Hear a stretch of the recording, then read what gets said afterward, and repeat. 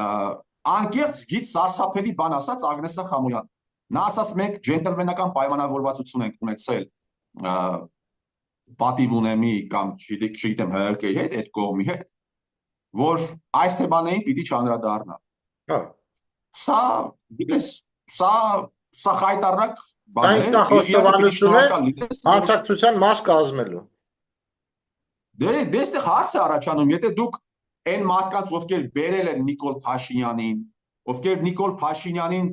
առաջինն են օրինակ 21 թվականի խայտառակ ընտրություններից հետո ես պիտի հիշեցնեմ, որ 21 թվականին, ինչպես նաև 18 թվականին Նիկոլ Փաշինյանը հրաժարական տվեց,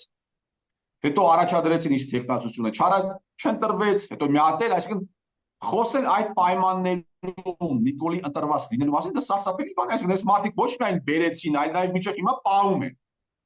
Եվ դու ասես, որ մենք ջենտլմենական պայմանավորվածություն ունեցել եք Նիկոլին բերողների հետ, Նիկոլի հետ էլ ունենայք։ Կարող է ունեն, ինչ գիտես, որ ինչ խնդիր կա, եթե դուք չեք։ Բայց ինչ գիտես։ Դե եմ ասում, հիմա գիտես, Արաջան, Նիկոլը բաց արդեն ցույց է տալիս բոլորին, թե ինքը ինչով է զբաղվում։ Բաց։ Բայց դրա ֆոնին ինչ որ մարդիկ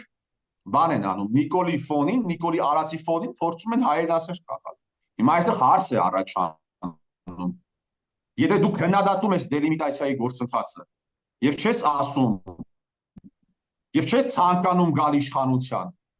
ես վստահ եմ ուղղակի չեն ցանկանում գալ իշխանության, որովհետեւ ինչպես որ ես ասում եմ, կեղտոտ գործ կար անելու ընտրեցին ամենամեծ գործակալին նա գերա կատարեց։ Եվ հիմա այդ գործը ինքը կատարում է։ Խաղաղության պայմանագիր կա, փոխադարձ տարածքային ամբողջականության կետը ընդունման ներառող մեջը, դելիմիտացիայի գործընթաց կա, դեմարկացիայի գործընթաց կա։